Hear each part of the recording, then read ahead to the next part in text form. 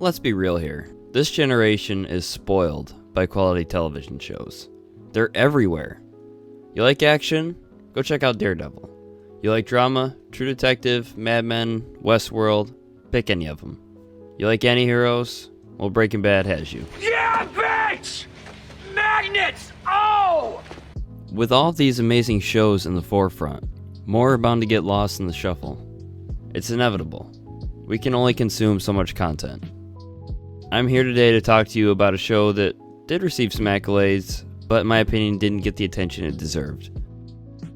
But before I get into that, I would like to remind you all that you can find me streaming on Twitch every Tuesday, Thursday, and Saturday, and you can also follow my nonsense on Twitter and Instagram as well. Now with that out of the way, the show we're diving into today is Sharp Objects. I had the perfect storm for discovering Sharp Objects. The show, not I am running with scissors! I had recently seen the movie Arrival, which starred Amy Adams, and man, what a great movie that is. Now that's a proper introduction. Within that month, I'd finally gotten around to watching Gone Girl as well, which was based off of a novel written by Gillian Flynn. Admittedly, I was pretty late to the party on that one. And Season 2 of Westworld had been the vehicle for the advertisements of Sharp Objects, which is a miniseries starring, you guessed it, Amy Adams, and is based off of another novel written by Gillian Flynn. And the music, my goodness. If I'm being 100%, the music and the trailer might have been the thing that sealed the deal for me checking out this show. I mean, give this a listen. I didn't come back to cause any problems. I can tell. You hate this place like me. Someone in this town's hiding something. If it wasn't for that, I could see myself easily looking over this show just because of the premise. Girl lives in the big city, goes back to her hometown, murder mystery, whatever. It belongs on Lifetime. It's so much more than that though. Sharp Objects has this unique quality of creating an atmosphere that you can feel, but you don't want to be a part of. The appeal in this show is how unappealing everything in it is. What I mean by that is other than hoping that the murderer is caught, you don't have a lot to root for here. Not a lot of characters have redeeming qualities. Camille, played by Amy Adams, is damaged. Very damaged. Her boss sends her to investigate these murders as a way to pull herself out of the rut that she's in. There you find out she lives a life in a typical small town with gossip galore and a mother that's pretty terrible. Even the lawn is not safe from her. She'll ask her to move it. Why cause a scene? I've been racking my brain trying to find ways to sell you on Sharp Objects. It's not a flashy show like Game of Thrones or a total mind like Westworld is. For gosh sake, watch your language. It does the things that a great show needs to do, and it tells a basic story in a very interesting way. It's almost as if Gillian Flynn looked at this template of storytelling and flexed her stellar writing skills on it just to prove that she could.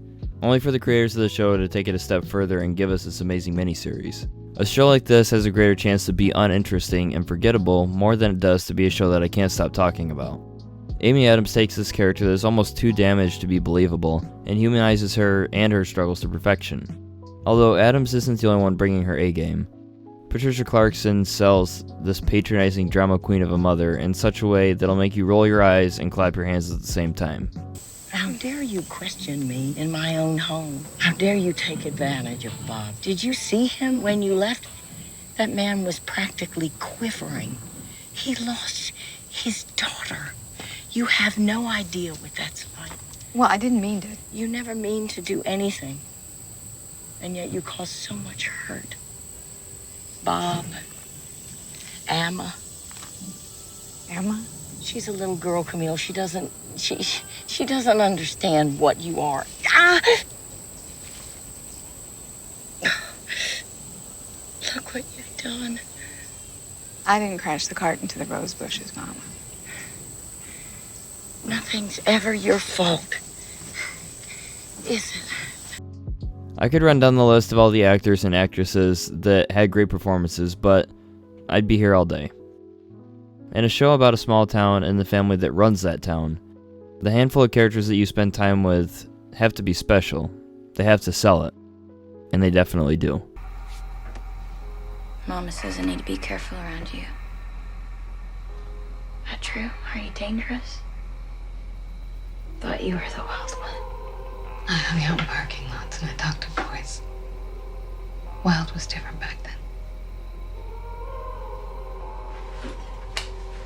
Sleep well, sister. The storytelling is meticulous, and the character development for Camille is drip-fed through these really quick flashbacks. The way that we discover more and more about Camille is so well done, and it's a nice change of pace from a lot of shows that just give you all that information up front. It really sucks you in as the viewer. And that really says a lot for the show. You've got 8 episodes that are all not even an hour long to sell me on the plot, the story, the characters, why I should care. And they do that with this sense of unease and suspension throughout that I can't remember feeling in any other show that I've watched before. Admittedly, the first 2 episodes are a bit of a slow burn, but by the end of the 3rd episode, we as the audience have such a greater understanding of who Camille is, how she got here, and why survival is one of her biggest drives. The show also isn't afraid to jump into serious subjects like self-harm either. It's a huge part of Camille's past, and I really give the show credit for putting the audience in her shoes as she tries to cope with her struggles. It's not easy to do. It's something that has to be done in the right way in an entertainment medium, to not come across as insulting or tone deaf to the people that have really gone through that. And to the show's credit, I think they did it well. Camille's past and how she's dealt with her problems, or rather, not dealt with them, is what helps add to that unease and suspension that I was talking about. You have somebody that resorts to self-harm to cope with her struggles, and she's going to a place where there are triggers everywhere. The entire time you're watching, you're hoping that one of these things doesn't push her over the edge. You've got a time bomb and a tense situation, and it adds even more to the already suspenseful atmosphere. Emma's throwing a fit, and you're giving me a lecture about drinking? You're amazing. You always find a way to be what? Camille. What? Camille. What? I just want things to be nice with us. But maybe I don't know how. In closing, I'll say this. Chances are, like everyone else, you're quarantined at home because of the coronavirus. And you're most likely burning through the libraries of Hulu and Netflix and any other streaming service out there. And maybe you're just looking for something else to watch. The show is only 8 episodes long. So take a day, grab some popcorn, and binge it like the true American you are. I promise, you won't regret it. If you enjoyed this video, a positive rating would be very much appreciated. And if you want to see more content from me, don't forget to click that subscribe button. And if there are any shows, movies, games you'd like me to dive into and cover, let me know in the comments down below. And I'll catch you in the next one. Peace out, everybody. It's too bad you're not streaming this muted. I don't think so. Come on. Instant ban. You can stream it Like, once. I'd like to keep my account. I blew all my money on a Dodge Caravan that ended up hitting Oh